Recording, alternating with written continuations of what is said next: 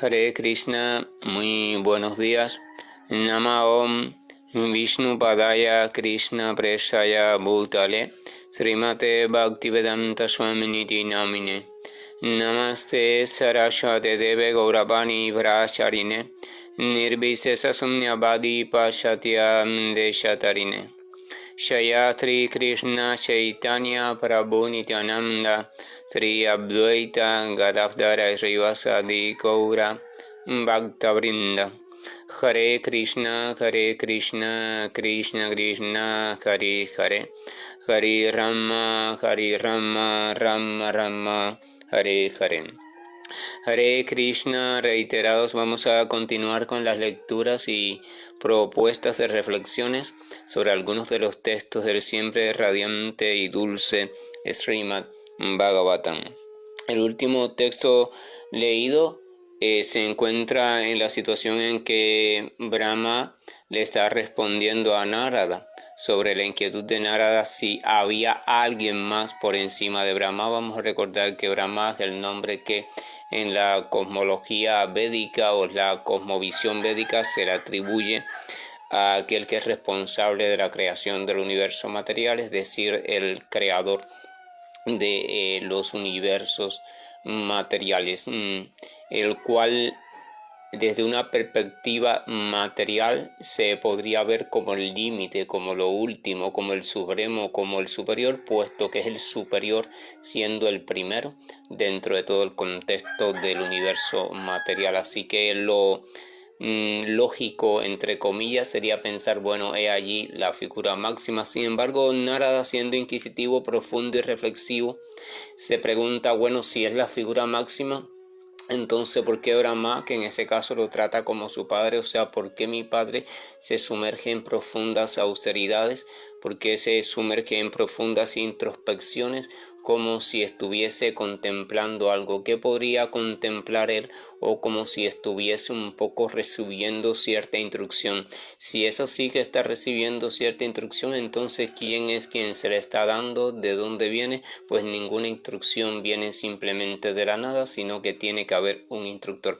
Ese es el pensamiento fino, sensible, profundo de Narada, y es un pensamiento totalmente autorizado, totalmente lógico si lo pensamos realmente. O sea, ¿cómo es posible esto y por qué? Y por eso Narada, en vez de especular, porque podría decir, bueno, sí hay alguien quizás, si esa autoridad es así, no. Narada no hace eso, sino que va a donde está Brahma y le pregunta, o sea, le plantea el asunto después de ofrecerle reverencias respetuosas como padre y como figura máxima en el universo material, y le plantea el asunto sobre su inquietud. Y habíamos dicho que entonces Brahma, después de agradecer sus hermosas palabras de alabanza, le dice que efectivamente todo lo que ha dicho es lo correcto, o sea que hay alguien por encima de él, realmente él no es el ser supremo. El último texto leído decía, yo creo, o sea, este creo es la creación, yo me doy a la creación, o sea, yo creo, yo llevo a cabo mi actividad creativa, etc. Dice, yo creo después de que el Señor manifiesta su creación mediante su refulgencia personal, conocida como el Brahmayoti o el resplandor de la verdad absoluta. Tal como la luna, el firmamento, los planetas influyentes y las estrellas titilantes manifiestan también su brillo cuando el sol manifiesta su fuego. O sea, primero ocurre algo a nivel del Señor Supremo, y después que ese algo ocurre, que vamos a ver después que es desde el punto de vista del enfoque védico, y después que ese algo ocurre es que entonces Brahma aparece y es que puede llevar a cabo la supuesta función de la creación del mundo material, el cual ya sutilmente ya está, ya existe. O sea, realmente Brahma no es quien lo crea. De hecho, la energía material no es creada por Brahma, sino que es eternamente un componente de la propia naturaleza de la energía del Señor.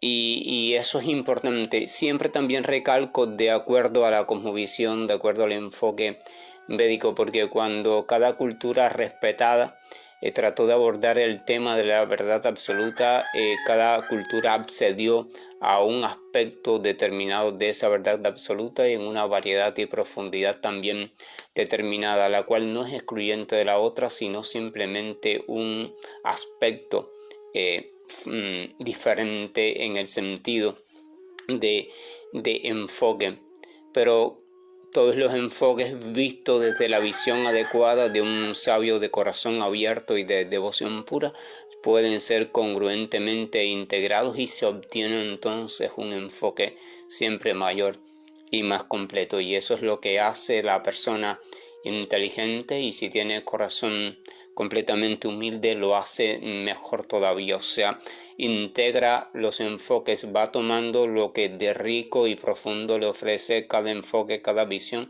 y se va construyendo una visión cada vez más completa de la verdad absoluta, la cual nunca llega a ser completa en tanto no se entrega esa propia chispa viviente de forma consciente y adecuada a la percepción pura y plena, para lo cual por supuesto tiene que purificarse o desea dejar detrás todo aquello que el ego falso ha ido construyendo, cosa que por supuesto no es fácil, y para lo cual el camino más derecho, a decir de la propia literatura védica, es el afianzar nuestra atención, el afianzar nuestro estado consciente a los pies de la suprema personalidad de Dios, y el permanecer en esa postura hasta que todo lo demás se va desvaneciendo por su propia flojedad, por su propia ilusión, por su propio carácter efímero. Entonces la cuestión es esa. Entonces el texto número 12, Brahma continúa diciendo: antes de eso quisiera comentar también un texto que pertenece al Brahma Samhita, que aparece aquí dentro del comentario del texto anterior, donde Brahma, en el Brahma Samhita, explica lo siguiente. El propio Brahma dice: yo sirvo a la suprema personalidad de Dios, Govinda, el Señor primordial, cuya trascendental refulgencia corporal, conocida como el Brahmayoti, que es ilimitada, insondable y omnipresente, es la causa de la creación de limitados números de planetas, etc., que poseen diversas variedades de climas y condiciones de vida específicas. O sea, en el Brahma Samhita es una literatura también autorizada de la cultura védica, donde supuestamente la autoridad de Brahma, o sea, el creador del mundo material, o el creador en jefe, o el que está frente a la obra del mundo material en su dirección máxima, dice o expresa en un momento determinado que él sirve a la suprema personalidad de Dios, Govinda, el Señor primordial, que él ofrece reverencias a ese Señor primordial. O sea, el propio Brahma en esa rama de la literatura védica revela eso. Claro, una persona desligada de la literatura védica, y no solo de la literatura védica, sino carente de fe en lo revelado, entonces podría decir: pero bueno, eso no significa nada porque ese libro no pertenece a mi cultura, ese libro no pertenece a mi tradición, ¿verdad? Y lo desdeña, porque así somos los seres humanos necios cuando nos aferramos únicamente a una forma específica de asomo o revelación de la verdad. Sin embargo, la verdad es como un prisma con muchas caras, o sea, está reflejada de modos diferentes en todo. Y hay que aprender, hay que sensibilizarse, hay que refinar la conciencia para captar cada uno de esos modos. Y el sabio simplemente diría: oh, qué maravillosa esta literatura, no pertenece a la tradición en la cual yo nací o la cual yo sigo, pero aún así tiene allí ecos de la presencia de mi Señor, o sea, tiene noticias auténticas sobre mi Señor. Es todo auténtica, lo puede reconocer el devoto puro y sabio, porque le repercuten en el corazón. Puesto que él está purificado, ya entonces lo que él escucha ya no causa nada en su mente, porque en su mente ya no hay nada, no está atado a nada. Su mente es como un lago tranquilo y transparente. Entonces lo que él escucha va únicamente a causar un reflejo en su mente, en tanto eso que él escucha sea eterno. Si no es eterno, entonces no causa ningún movimiento en su mente, pero si es eterno, entonces su corazón y su mente asumen el reflejo simbólico de eso de lo que escuchan. Y entonces a partir de ahí pueden reconocer que es auténtico en tanto provocaron un movimiento determinado en su mente y su corazón que ya está desligada de la cuestión del yo y de lo mío. Esto es importante porque es el método de reconocimiento de lo auténtico, de los verdaderos devotos puros del Señor. No es el método de contrastación con la literatura, puesto que la literatura, primero, se ha perdido en el tiempo mucha y segundo, la que ha quedado mucha está tergiversada, así que ya en esta era de Kali Yuga tampoco es confiable. De hecho, las propias traducciones, por muy fieles que sean, no son completas. Porque cuando usted intenta traducir a idiomas contemporáneos como el inglés, español, francés y portugués, un idioma que era más un idioma de realidades y no un idioma de significado, entonces no va a poder traducirlo porque no hay palabras suficientemente abarcadoras en esos idiomas para revelar las realidades que el idioma sánscrito o el idioma árabe o el idioma de las lenguas semitas querían transmitir y de hecho transmitían. Los idiomas nuestros son idiomas de significados, o sea, la palabra mesa significa ese objeto y ya, pero en esos idiomas que mencioné, el idioma es creador de realidades, no de significados, sino de realidades, puesto que se deriva también de realidades profundas. Es una cosa que hay que comprender. Entonces, cuando usted lo traduce, lo intenta traducir, se puede encontrar que un mismo término es ilimitadamente significativo, o sea, un mismo término alude a muchas posibles realidades, pero en ese contexto específico solamente está aludiendo a una. Entonces, sin embargo, la traducción funciona de forma diferente. El traductor en estos idiomas normales, los nuestros, los comunes, lo que hacen es buscar esta palabra, según el diccionario puede ser esto, aquello y aquello, pero los diccionarios contienen también aproximaciones lingüísticas que hablan de los significados y no hablan de las realidades. En los idiomas aquellos antiguos, las palabras daban acceso a una realidad ilimitada. Una palabra era un conjunto de vibraciones articuladas inteligente y hermosamente que en el plano sutil evocaban una realidad. Esto es importante porque esta es la base entendible para comprender cómo funcionan los mantras védicos. Los brahmanas eran, así como otros místicos de otras culturas, eran dominadores, conocían la ciencia del sonido. El sonido es la frontera que hay entre lo sutil y lo burdo. O sea, el sonido tiene de las dos cosas, tiene de burdo y tiene de sutil, por tanto puede confluir en él los dos mundos. Así que los brahmanas, ¿qué hacían? Comprendían el modo del sonido y se daban cuenta de que cada sonido específico, cada vibración entonada con una altura específica, una profundidad, un tiempo de duración, una tonalidad, entonces daba lugar a una realidad específica elemental. Combinaban inteligentemente esos tipos de realidades y también proporcionalmente según lo que querían obtener y hacían fórmulas sonoras que por supuesto evocaban realidades manifiestas en plano sutil. Y esa realidad manifiesta, cuando se establecía en lo sutil, después se le atribuía una cierta potencia amplificada para que tuviera una manifestación en lo que conocemos como lo burdo. Pero hay un peligro en la ciencia del sonido, que es el peligro de que cuando el corazón no está purificado y el practicante aprende esa ciencia, o sea, la mente se va por delante del corazón, entonces empieza a utilizar esa ciencia para su supuesto provecho, o cuando lo hace para el provecho de los otros, lo hace desde lo que él considera el provecho de los otros, y ahí viene el problema. Por eso es necesario primero que el corazón se purifique y después la ciencia sea revelada. Toda ciencia que se revela antes de que el corazón esté purificado en el amor, entonces constituye un gran peligro o un gran extravío para la humanidad. Y esto lo digo porque tenemos siempre, por una cuestión de identidad humana, esa tendencia a querer entenderlo todo, a querer poseerlo, a querer aprenderlo, a querer practicarlo. Y entonces vienen las autoformaciones, ser autodidacta, ser no sé qué, ser no sé cuánto, y prescindir de los métodos estándar.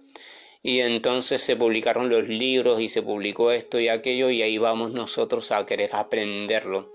Y muchas veces, si somos hábiles y tenemos la tenacidad suficiente, podemos aprender un método específico e incluso lograr que funcione. Pero va a estar incompleto en tanto no tiene dirección, no está dirigido adecuadamente. Esta dirección, en el contexto de la sabiduría y el conocimiento, quien la da es el amor. El amor es lo que direcciona a la sabiduría. La sabiduría no tiene dirección en sí misma, en tanto no es un sentido, sino es un contenido. Entonces el amor le da sentido, o sea, es quien le dice a la sabiduría: vamos en este curso, vamos a hacer las cosas en este sentido, te vamos a emplear, mira, sabiduría, en esta dirección. Pero cuando ese amor no está, o está simplemente enrarecido en la forma del egoísmo que tiene dirección hacia sí mismo, entonces ahí viene un problema.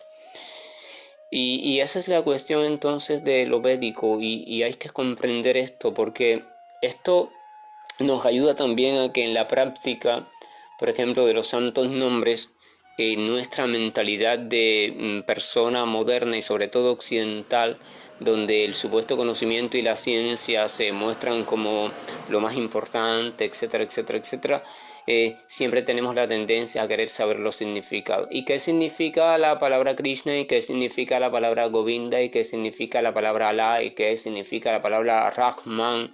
¿Y qué significa Rahim? ¿Y qué significa? ¿Y qué significa? ¿Y qué significa? Porque nuestra mente está hambrienta de significados, pero los significados no conducen a ningún sitio, porque la potencia de esas palabras no es una potencia significativa.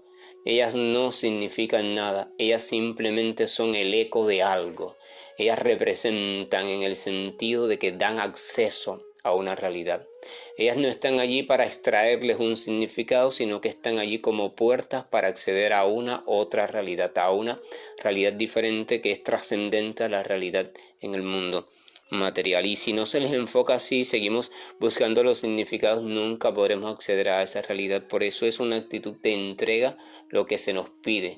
Entrega, ver a la vibración de los santos nombres como acceso a la realidad del nombre en sí misma. Dentro del nombre, dentro de la vibración, hay toda una realidad. El papel del practicante o el devoto es despojarse de sí mismo para acceder a esa realidad, puesto que no puede entrar a ella con los conceptos personales que ha adquirido en este mundo, porque todos son basados en la dualidad, todos son como condicionados, se dice, condicionados. Esa es la cuestión. Entonces, si entendemos esto, nuestra práctica va a cambiar completamente y vamos a ver al santo nombre, y cuando estemos diciendo Krishna, y cuando estemos diciendo Hari, cuando estemos diciendo Jehová, cuando estemos diciendo Jesús, cuando estemos diciendo Alá, y cuando estemos meditando en cualquiera de los nombres santos y sus asociados íntimos o representantes íntimos, ya no estaremos buscando el significado, sino que estaremos buscando la total entrega que nos permite entonces el acceso, y solo allí vienen las cosas favorables que contiene dicho nombre. Entonces dice: yo le ofrezco mis... disculpen, el texto lo estaba leyendo. Yo sirvo a la suprema personalidad de Dios Govinda, el Señor primordial, cuya trascendental refulgencia corporal, conocida como el Brahmayoti, que es ilimitada, insondable y omnipresente, es la causa de la creación de números de planetas que poseen diversas variedades de climas y condiciones de vida específicas. Brahma está diciendo: yo ofrezco reverencias a la suprema personalidad de Dios y a ella le sirvo. O sea, el creador está diciendo: yo sirvo a alguien. ¿A quién es a quien está sirviendo el creador? Porque el creador se pone a crear en un momento específico. ¿Por qué? O sea, ¿cuál es el motivo? ¿Cuál es la motivación si no hay nada todavía? ¿Qué es lo que es una cuestión? Muchas preguntas. Entonces Brahma dice: es que yo estoy sirviendo a alguien más.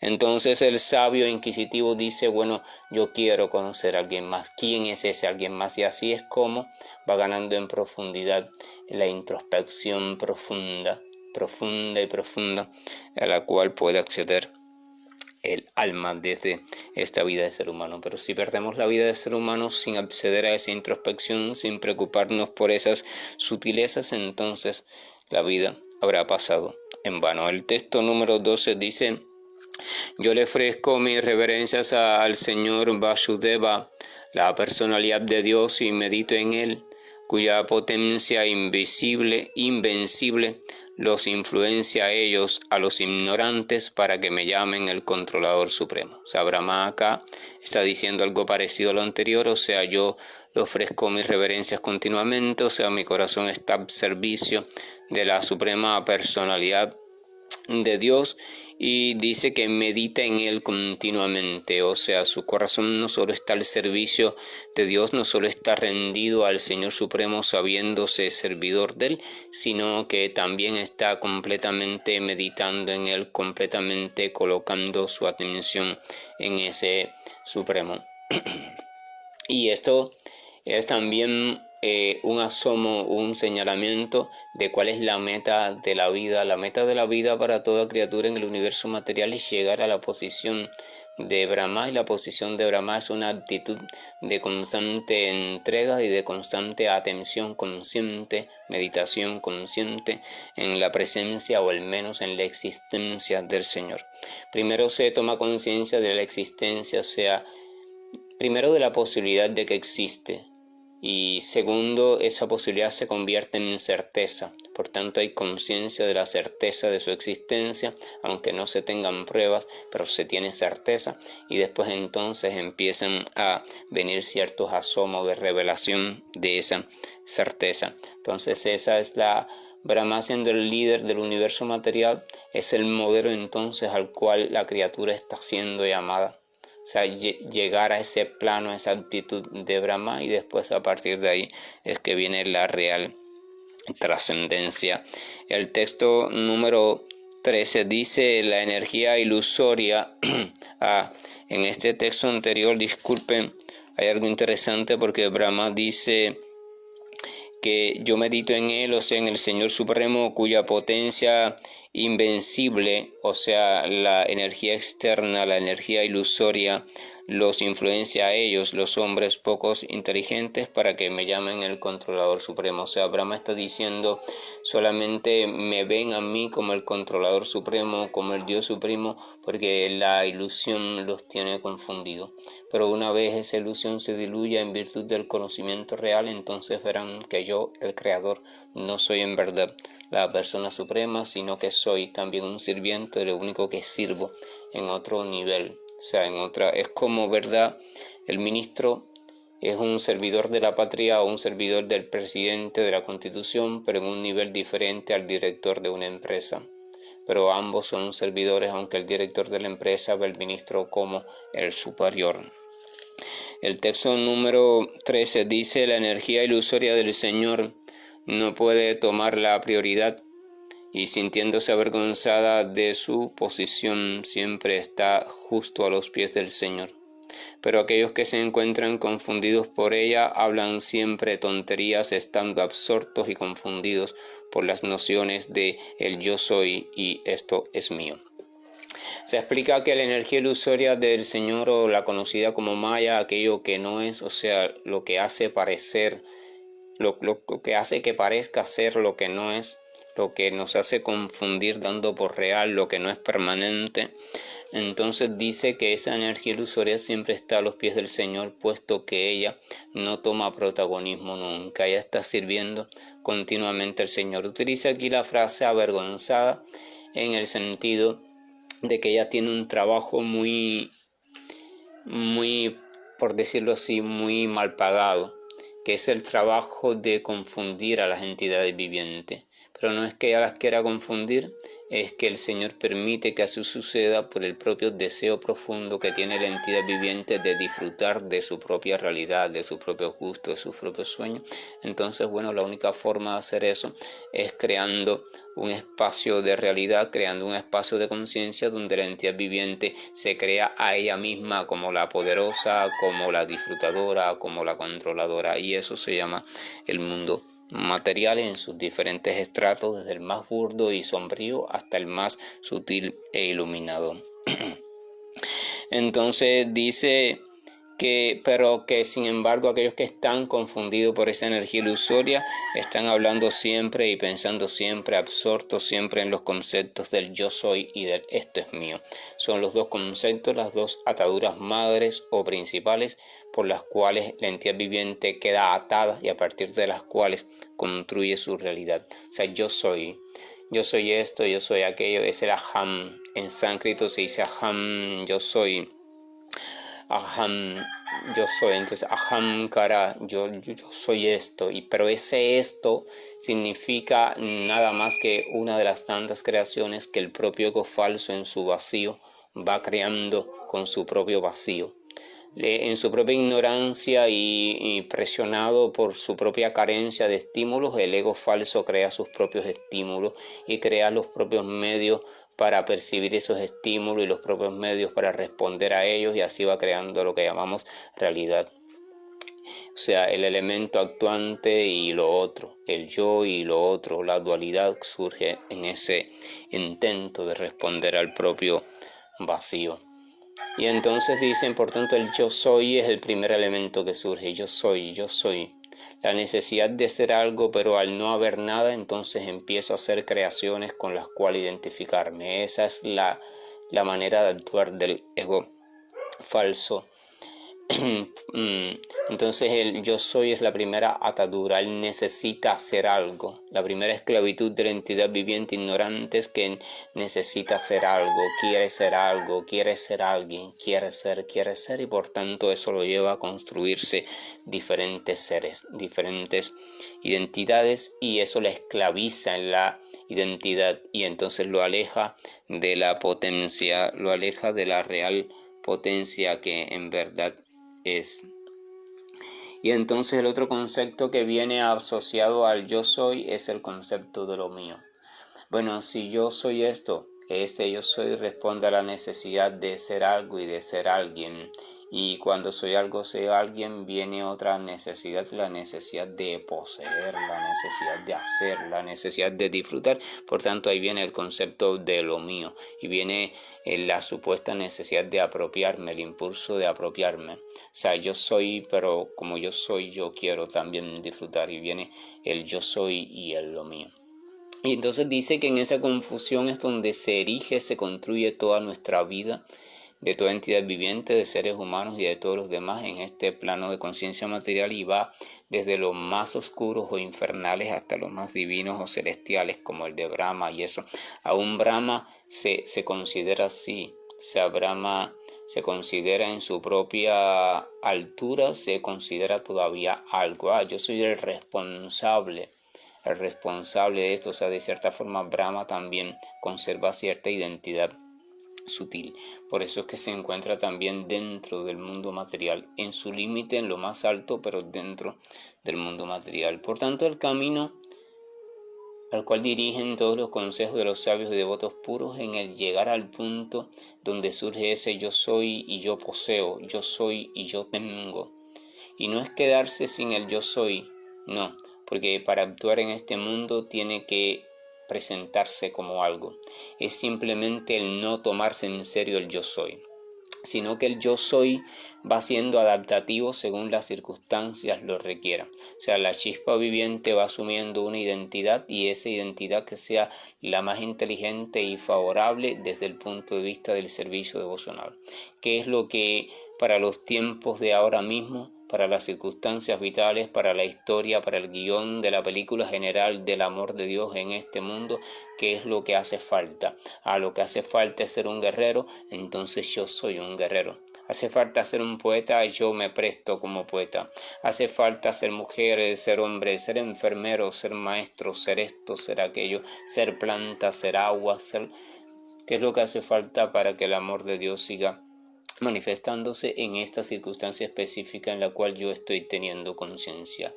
Y entonces esa es la cuestión. Fíjense, no es el acabar con el yo soy, pues el yo soy es una tendencia natural de la chispa viviente, sino es poner ese yo soy en función del servicio, o sea, en función de lo que se necesita que yo sea, y más que se necesita, de lo más apropiado que yo debo ser, en congruencia con el amor grande y con la inteligencia grande, es decir, un siervo del amoroso, un siervo del inteligente. Y el amoroso y el inteligente no soy yo ni somos nosotros, es simplemente aquel que lo complementa y lo completa todo en sí mismo, puesto que en sí mismo es siempre completo. Esto es importante comprenderlo. Brahma, el creador, aquel a quien desde muchos enfoques se tiene como el supremo, está diciendo que él no es el supremo, sino que él mismo está asumiendo ese cargo de director constructivo como servicio necesario frente al amoroso supremo. Así que hay un supremo más allá. ¿Quién es ese supremo? Ahí estamos buscando, meditando, reflexionando, y esa es la cuestión de la búsqueda trascendental, que la gracia y el amor de nuestro amoroso supremo, que está más allá del simple personaje del Creador, nos acompañe y permita abrir nuestro corazón y mente de tal manera que podamos percibir la sutileza de su presencia y podamos seguir purificándonos para ir cada vez más allá en su necesaria búsqueda. Hare Krishna, buen día, y estoy finalizando la grabación. Krishna Krishna Krishna Shri Krishna Govind Hare Murari Janat Narayan Vasudeva Shri Krishna Govind Hare Murari Janat Narayan Vasudeva Shri Krishna